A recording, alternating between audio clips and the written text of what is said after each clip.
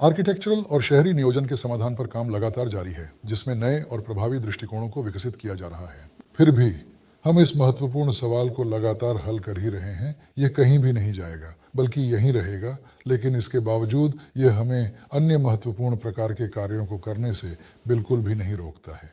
हाँ, यह हमें निर्माण कार्य की समाप्ति का प्रमाण पत्र और उपयोग के लिए अनुमति प्राप्त करने में बाधा डालता है। और वे सभी निर्धारित महत्वपूर्ण कार्य जो हमारे सामने लक्ष्य प्राप्ति के रास्ते में हैं, वे सभी कार्य जिन्हें हमें निश्चित रूप से पूरा करना है। हाँ, यह निश्चित रूप से बाधा डालता है, लेकिन फिर भी हम वही कर रहे हैं जो हमें करना चाहिए और अपनी जिम्मेदारियों को पूरा कर रहे हैं। दूसरी बात जो यहाँ हमारी परियोजना साइट पर सीधे तौर पर हो रही है, वह है शीतलन प्रणाली का संचालन शुरू करना और उसकी आवश्यक सेटिंग्स को सावधानीपूर्वक समायोजित करना। यह शायद एक बहुत बड़ी स्प्लिट सिस्टम कही जा सकती है, जो गर्मी के मौसम में ठंडक प्रदान करती है और जब ठंड का मौसम होता है तो गर्मी देती है। ठीक वैसे ही जैसे अपार्टमेंट्स में स्प्लिट सिस्टम होती है, बस यह आकार में बड़ी है। यह शायद सबसे जटिल इंजीनियरिंग प्रणालियों में से एक है। ये हमारे वे ऑब्जेक्ट्स हैं जो विशेष रूप से इंजीनियरिंग सिस्टम से संबंधित हैं। ये पूरी इमारत में फैली हुई है और इसका रखरखाव भी बहुत महत्वपूर्ण है। हर एक कमरे में आधुनिक फैन कॉइल लगे हुए हैं। यहाँ हमारे पास एक विशेष फैन कॉइल है जहाँ दो दो इकाइयाँ लटकी हुई हैं। वर्कशॉप में वहाँ बड़े बड़े फैन कॉइल लगे हुए हैं, क्योंकि जब वर्कशॉप में मशीनें चलती हैं तो वे बहुत अधिक गर्मी पैदा करती हैं। ऐसे में उनके बिना काम करना बहुत ही मुश्किल और असहज होता है। लेकिन अब जब भी कोई वर्कशॉप में जाता है तो वहाँ पहले से ही काफ़ी ठंडक महसूस होती है और वातावरण सुखद रहता है। अब उस बात के बारे में जिसके बारे में अलेक्जेंडर ने अपने पिछले वीडियो में विस्तार से कहा था, वह वीडियो अब आ चुका है और यह विशेष रूप से ड्यूनो मोटर्स के पुनर्निर्माण, एक प्रकार के व्यापक और महत्वपूर्ण पुनर्निर्माण के बारे में है जो उनके भविष्य के लिए अत्यंत आवश्यक है। तो देखिए, हम अभी इस महत्वपूर्ण प्रोजेक्ट को चालू करने जा रहे हैं। ये प्रोजेक्ट योजना के अनुसार पूरी तरह से और सफलतापूर्वक पूरा किया गया है और हमारे इस विस्तृत प्रोजेक्ट में बहुत सारी विभिन्न प्रकार की इलेक्ट्रिक घूमने वाली मशीनें शामिल हैं, जिन्हें विशेष रूप से सिंक्रोनस मोटर्स के नाम से जाना जाता है। इनमें से कुछ विशेष मोटरें हैं जो बड़े पंखे, शक्तिशाली पंप और महत्वपूर्ण अग्निशमन प्रणालियों को कुशलतापूर्वक घुमाने का काम करती हैं, लेकिन वर्तमान में वे हमें सीधे तौर पर दिलचस्पी नहीं देती। क्यों? क्योंकि वे लगभग कभी काम नहीं करती। जब निरीक्षण के लिए कोई आएगा तो बस 2-4 बार चालू करके देख लेंगे, बस इतना ही। बाकी समय वे पूरी तरह से स्टैंड बाय मोड में रहती हैं और उनकी कार्यक्षमता से कुछ भी प्रभावित नहीं होता है। इसके अतिरिक्त धुआं निकालने की एक बहुत ही प्रभावी प्रणाली भी मौजूद है। कुल मिलाकर यह सब तथाकथित अग्निशमन और आग से सुरक्षा के महत्वपूर्ण पहलुओं से जुड़ा है। लेकिन कुछ विशेष प्रकार के पंखे ऐसे भी होते हैं जो कमरे में वायु विनिमय का महत्वपूर्ण कार्य करते हैं। वे बाहर से ताज़ी हवा लाते हैं और काम के दौरान उत्पन्न हुई हवा को कुशलतापूर्वक बाहर निकालते हैं।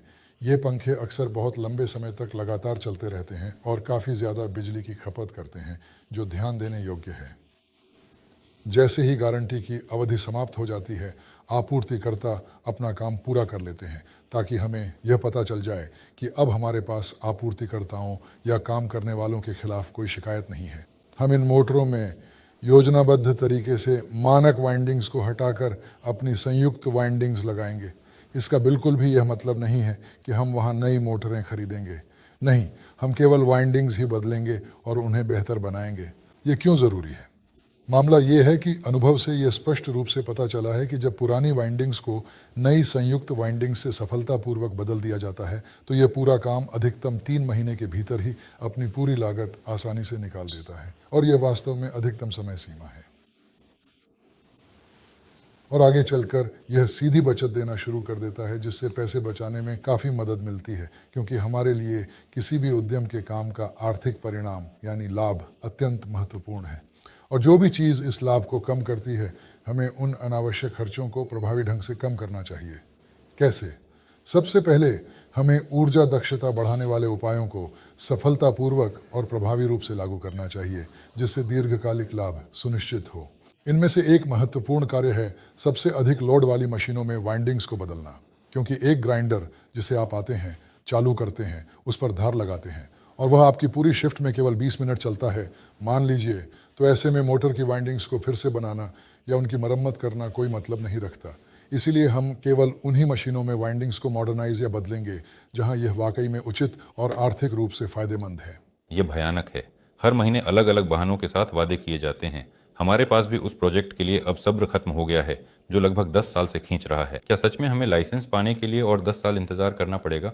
अगर लाइसेंस फिर भी नहीं मिला तो अब तक खरीदा गया सारा उपकरण पुराना हो जाएगा और फिर से नया खरीदना पड़ेगा और फंड जुटाना जारी रखना पड़ेगा।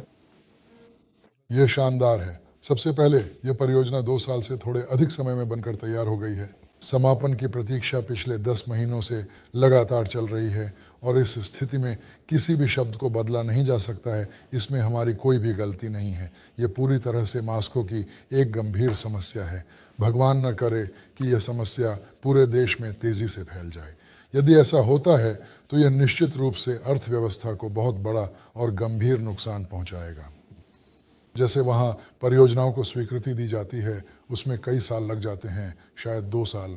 मेरी समझ में, हाँ, पूरी स्वीकृति प्रक्रिया में इतना समय लगा, यह भी हमारी कोई मनमानी नहीं थी।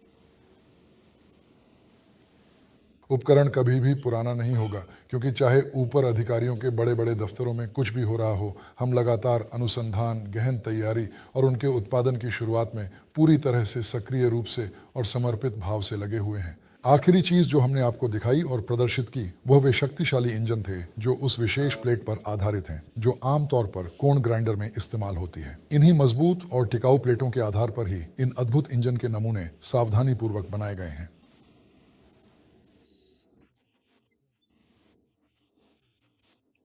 कम से कम 48 महत्वपूर्ण मॉडिफिकेशन किए गए हैं, क्योंकि इंजन, मान लीजिए सिर्फ एक इंजन, फिर उसमें एक थर्मल सेंसर के साथ फिट होने वाला इंजन, फिर एक एनकोडर के साथ, फिर एक एनकोडर और एक थर्मल सेंसर दोनों के साथ। इसलिए एक ही इंजन के 3 संस्करण, 3 मॉडिफिकेशन हो सकते हैं। उसमें कनेक्टर भी लगाए जा सकते हैं। ये बस एक तरह का मॉडिफिकेशन है। लेकिन साथ ही एक मामले में जब उसमें सेंसर नहीं होता तो वह सिर्फ इंजन की तरह इस्तेमाल होता है, और जब उसमें इंक्रीमेंटल एनकोडर होता है तो वह ड्राइविंग इंजन के रूप में काम कर सकता है। इसके अलावा इन इंजनों में से प्रत्येक को 50 से 600 हर्ट्ज की आवृत्ति पर बनाया जा सकता है।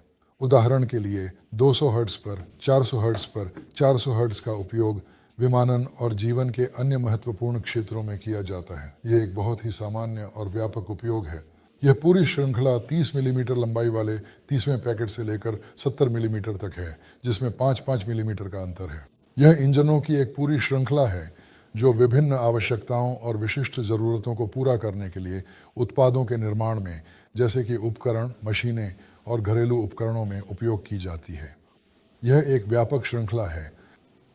इसके अलावा ये इंजन चीन में भी अत्यधिक प्रतिस्पर्धी है, क्योंकि चीन में ऐसी 24/12 स्टील पर मानक योजनाओं में 50 हर्ट्ज से अधिक पर प्रभावी ढंग से काम नहीं किया जा सकता, और हमारी उन्नत योजना में वही स्टील अधिक समान रूप से इंडक्शन के वितरण के कारण 600 हर्ट्ज तक कुशलतापूर्वक काम करने की अनुमति देती है। यही है आपका सटीक और विस्तृत जवाब। दिमित्री अलेक्जेंद्रोविच, अगर 3D इस साल के अंत तक, अगले साल तक या 27वें साल तक खींचता रहा तो क्या हम बस शिकायत ही करते रहेंगे? जनवरी में मुझे यह अकल्पनीय लगा था कि यह अगस्त तक खींच सकता है। आपको आखिरकार ऐसा क्यों लगता है कि हम कुछ भी नहीं कर रहे हैं? बिल्कुल भी नहीं। ये सोचना बहुत भोला है कि हम बस बैठे हैं और किसी चीज़ का इंतज़ार कर रहे हैं। साथियों, आप इस पूरी प्रक्रिया की कल्पना भी नहीं कर सकते। मैं इसे विस्तार से बताने बिल्कुल भी नहीं जा रहा हूँ। ये बताना कि वास्तव में क्या हुआ, कौन कौन से महत्वपूर्ण कदम उठाए गए, कौन कौन सी आवश्यक कार्रवाइयाँ की गईं। स्वाभाविक रूप से मैं इस विषय के बारे में कभी भी बात नहीं करूँगा, क्योंकि यह वह विषय बिल्कुल भी नहीं है जिस पर बात की जाए या विस्तार से चर्चा की जाए। हमें आपके साथ परिणामों पर विस्तार पूर्वक चर्चा करनी चाहिए ताकि हम आगे बढ़ सकें। अगर हम वाकई बस यूं ही बैठे रहते तो यह पूरी परियोजना अस्तित्व में ही नहीं आती, क्योंकि एक बहुत ही दिलचस्प कहावत है, अच्छा वही निशाना लगाता है जो वास्तव में निशाना लगाता है।